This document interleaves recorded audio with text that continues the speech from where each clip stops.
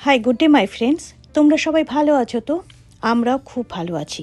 প্রবাসী টিঙ্কুর চ্যানেল থেকে তোমাদের সবাইকে অনেক ভালোবাসা অ্যান্ড শুভেচ্ছা। আজকের ভিডিওটা শুরু করবার আগে একটু বেগুন ভর্তা করেছিলাম, জানো তো। আর অনেক দিন বাদে বেগুনটাকে রোস্ট করে ভর্তা বানিয়েছিলাম। খুবই ঘরোয়া রান্না, বাট সেটাই তোমাদের সাথে শেয়ার করব। আর ইন্টারনেটে কোথায় কত জায়গায় কত রকম সময় এক একটা খবর আসে, জানো, সেগুলোই ভাবি তোমাদের সাথেও শেয়ার করি। সব মিলিয়ে এইসবই থাকছে আজকের ভিডিওতে। আশা রাখি তোমাদের ভালো লাগবে। চলো ঝটফট করে বেগুন ভর্তাটা করে নিই। সর্ষের তেলের মধ্যে একটু পেঁয়াজ দিয়েছি, তারপরে গার্লিক দিয়েছি, আর ওটাকে ভাজা ভাজা হওয়ার জন্য রেখে দিয়েছিলাম। তারপরে ভাজা হয়ে যাওয়ার পরে গার্লিকটা যখন ভাজা হয়ে গিয়েছে, টমেটো দিয়েছি, সেটাকে খুব ভালোভাবে ফ্রাই করেছি যাতে টমেটোটা একদম সগি হয়ে যায়। আর এখানে ইন দ্য মিন টাইম আমি আমার বেকিং ট্রেতে তেল দিয়ে বেগুনগুলোকে ফুটো ফুটো করে আমি বেক করতে দিয়েছিলাম। দেখেছো একদম সফট হয়ে গেছে। বেক করেছে অলমোস্ট 15 মিনিট দুটো সাইড করে। করার পরে আমি একটু ছুরি দিয়ে কেটে মাছ ভেতর থেকে এয়ারটাকে বের করে দিয়েছি। এখানে গরম হাওয়াটাতে ওই গরম অবস্থায় কাটার তো কোনো দরকার নেই, তো কে ওরকমভাবে বের করে হাওয়াটাকে বের করে 10 মিনিট রেখে দিলে বেগুনটা একেবারে ঠান্ডা হয়ে যায়। তখন কি হয়, বেগুনটাকে তোমার মাখতে হাতের মধ্যে কষ্ট হয় না। কেন নিজে মিচিমিচি কষ্ট নেব? তো এই মোটামুটি ঠান্ডা হয়ে গিয়েছিল। তারপরে বেগুনের খোসাগুলো আস্তেই করে বের করে নিয়েছিলাম, খুবই ইজি যখন ঠান্ডা হয়ে যায়। ছোটোবেলায় দেখতাম মা আমার গরমের মধ্যেই সেই ফু ফু করছে আর গরমের মধ্যেই বেগুনের স্কিনগুলোকে বের করছে।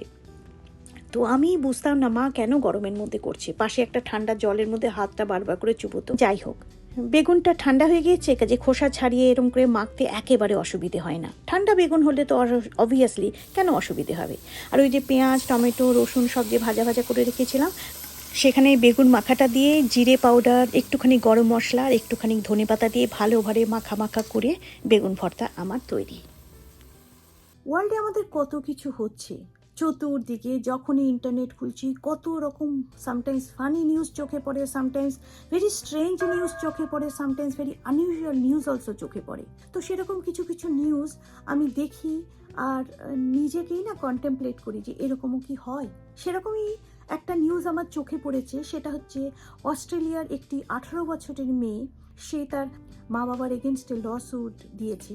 তার কারণটা হচ্ছে তার মা বাবা ফেসবুকে সেই 18 বছর বয়সের মেয়েটির চাইল্ডহুডের ফটো, আই থিঙ্ক 500টা photo, if I am not wrong, ফেসবুকে আপলোড করেছে। তো অবভিয়াসলি মেয়েটা গট ইন্টিমিডেটেড। মেয়েটার এটা পছন্দ হয়নি, বিকজ মেয়েটার অ্যাকর্ডিং টু মেয়েটি তার মনে হয়েছে যে তার মা বাবা তার প্রাইভেসিটাকে ব্রিচ করে দিয়েছে, ভায়োলেট করে দিয়েছে।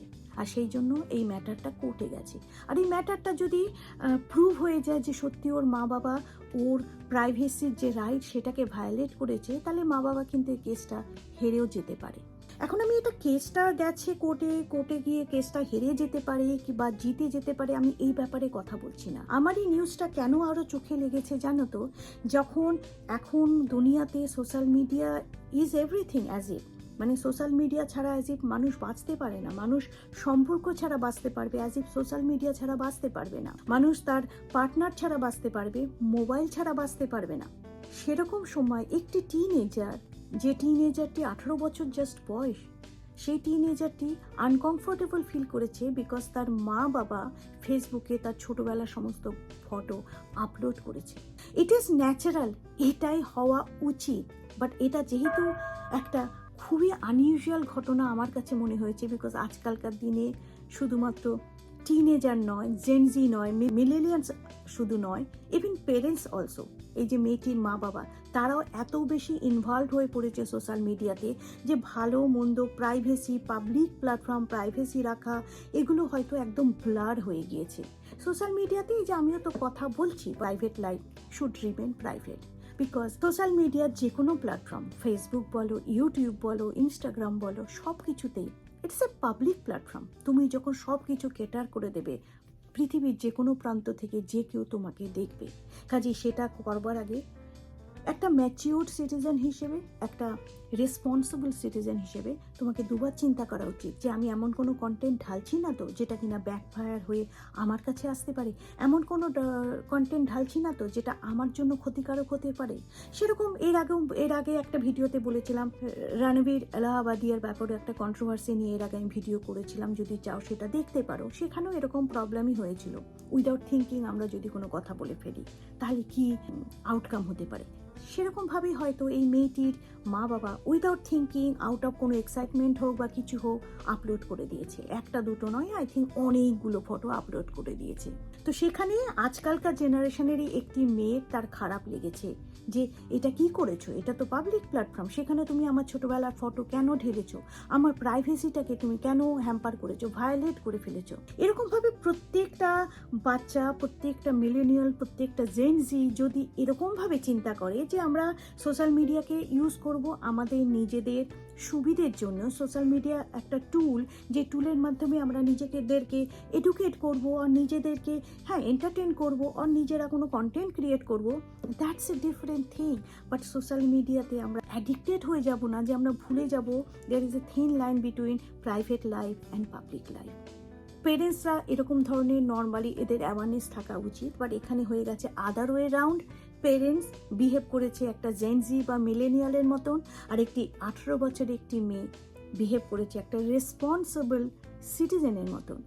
দ্যাট ইজ দ্য রিজন এই নিউজটা আমার চোখে লেগেছে, and that is the reason এই নিউজটা আমাকে খুব অ্যাট্রাক্ট করেছে যে পৃথিবীতে কোনো একটা প্রান্তেতে গিয়ে কেউ তো বলেছে যে no, this is not right.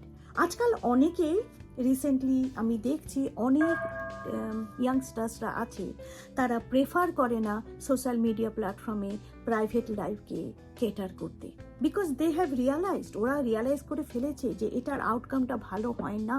এটার আউটকামটা এই জন্যে ভালো হবে না, তুমি যদি তোমার ঘরের দরজাটা খুলে রেখে দাও, যে কেউ ঢুকতে পারবে, তাই না? যে কেউ ঢুকে তোমার ঘর থেকে কিছু চুরিও করে নিয়ে যেতে পারবে। সেমভাবে তুমি যদি তোমার প্রাইভেটের লাইফের সব কিছু সোশ্যাল মিডিয়া প্ল্যাটফর্মে দিয়ে দাও, তারপরে আর তুমি দুঃখ করো না যে আমার এরকম কেন হয়েছে, আমি এরকম কেন কমেন্ট পাচ্ছি, আমি এরকম কেন ফিডব্যাক পাচ্ছি, আর এরকম কেন ব্যাকল্যাশ হচ্ছে। এই বেসিক রেসপন্সিবিলিটিটা আমাদের সবার থাকা উচিত। আমরা যারা সবাই সোশ্যাল মিডিয়া দেখি, আমার মনে হয় না পৃথিবীতে এখন একটা লোকও আছে যে সোশ্যাল মিডিয়া দেখে না।